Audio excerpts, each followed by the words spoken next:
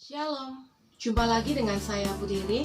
Bersyukur kepada Tuhan saat ini saya juga boleh berkesempatan lagi untuk berbagi cerita. Saat ini saya mau menyampaikan bahwa di masa yang sulit, di masa COVID atau pandemi COVID ini, ada hal-hal yang mungkin di luar nalar untuk kita. Tapi saya mau coba, mungkin ini bisa berguna untuk teman-teman kami, yang saudara-saudara kami juga yang mungkin mengalami harus menerima kabar positif dan sebagainya. Di sini saya mau berbagi bahwa ketika kita menerima kabar positif sangat manusiawi. Benar, pasti kita akan shock. Sebagai contoh, saya ingin berbagi bahwa ketika saya menerima kabar positif, posisi saya adalah rentetannya bapak mertua saya sudah positif dan ada di rumah sakit.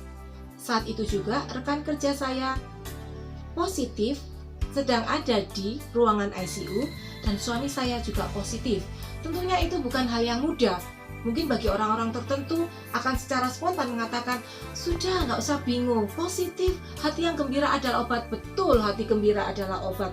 Tetapi secara manusia, kita bisa pahami bahwa pertama, saya juga merasakan sebagai manusia ya, kita tidak melihat langsung dari kacamata rohani gitu ya. Jadi, saya positif, pasti shock. Suami positif, rekan kerja di ICU, bapak mertua di rumah sakit, itu sangat mengagetkan bapak ibu semuanya. Tapi satu hal, Tuhan mengingatkan kembali kepada saya, waktu aku takut, aku ini percaya padamu. Lalu apalagi? Pertama-tama prioritasnya, apapun kepercayaan kita, pasti kita punya cara bagaimana kita berserah kepada Tuhan.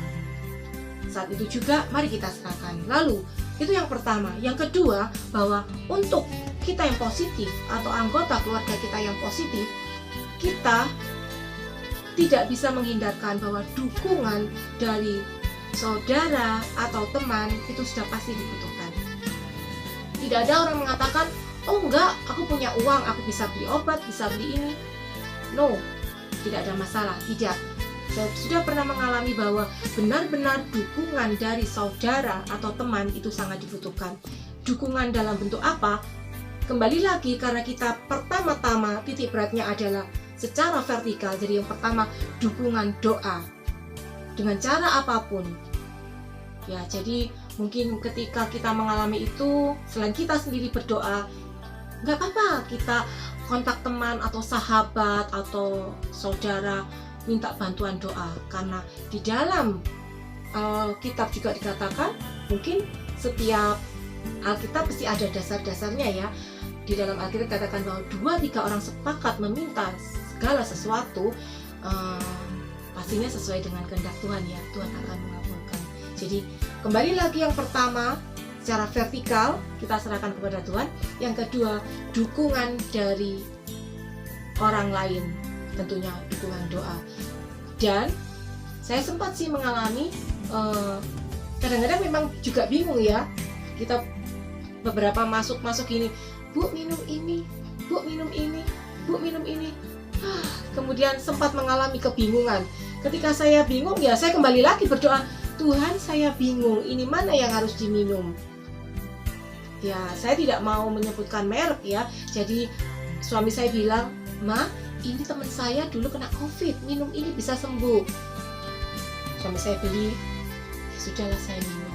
Kemudian ada, saya bersyukur karena teman kerja, pimpinan saya juga mengirim obat gitu ya. Ini obat Cina, saya juga tidak sebut merek ya. Ini diminum, saya, waduh saya tidak pernah minum obat Cina. Saya pikir, wah mungkin ini jadi sarana. Tuhan kasih sarana lewat ini, saya minum. Ada lagi kakak saya bilang, kalau jahe merah kan tidak ada merek ya, minum jahe merah. Teman saya di gereja minum jahe merah, COVID bisa sembuh. Jahe merah saya minum. Dan beberapa rentetan sampai akhirnya ada teman bilang, ini teman saya dokter, beli ini. Saya tidak bisa membuat susunan daftar apa yang saya minum dan apa yang saya makan. Kemudian mungkin ada yang maaf sampai bilang gini, ini diberitahu kok nggak nurut ya, dikasih masukan kok tidak terima. Bukan tidak nurut, bukan tidak terima, tapi karena kita sedang kebingungan mana yang harus dibeli dan mana yang harus diminum.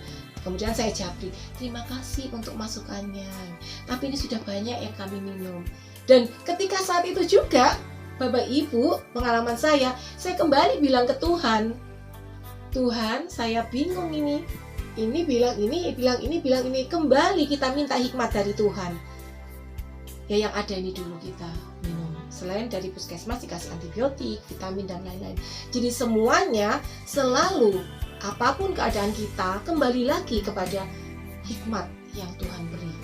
Nah dari sini saya mau kembali menceritakan bahwa mungkin ada saat-saat kita membutuhkan suatu sentuhan, baik secara langsung atau tidak. Waktu itu saya mengalami bahwa Tuhan telah melawat saya. Saya punya dua versi perkataan, bukan perkataan ya, pengalaman. Lawatan Tuhan itu bisa melalui orang lain yang Tuhan kirim untuk melawat kita, baik melalui doa ataupun bentuk yang lain, materi atau apa misalnya. Dan yang pertama yang terpenting adalah lawatan Tuhan dengan cara Tuhan. Waktu itu saya sempat, sebelum saya menjelang Tuhan izinkan negatif dengan semua proses ini, saya sempat seperti antara nyata dan tidak nyata, antara tidur dan tidak tidur. Saya melihat di depan saya tempat tidur ada krepyak, kaca gitu ya. Kemudian saya seperti melihat bayangan gambar Tuhan Yesus. Gambar Tuhan Yesus kan di kamar sebelah ada, di kamar depan kamar itu ada lemari, ada gambar Tuhan Yesus setengah badan.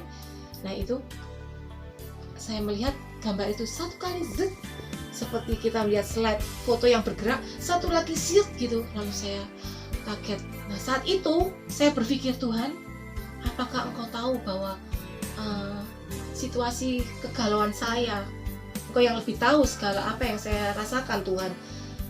Di sisi lain sekian persen saya bilang, apakah setelah ini saya hasilnya negatif ya Tuhan? Tapi saya kan nggak mungkin ibaratnya mendahului hasil swab yang akan diumumkan oleh puskesmas. Kan seperti sok-sokan gitu. Oh saya tadi melihat atau mimpi ditampaki Tuhan. Di sisi lain saya berpikir, apakah setelah perjumpaan saya dengan Tuhan itu, besok setelah saya swab, hasil swabnya bisa negatif? Saya juga nggak mungkin seperti itu, terlalu bagaimana gitu ya. Jadi apakah ini tanda Tuhan ya, kalau Tuhan mengizinkan saya besok itu hasilnya negatif? Saya bilang gitu aja, tapi itu di batin gitu ya.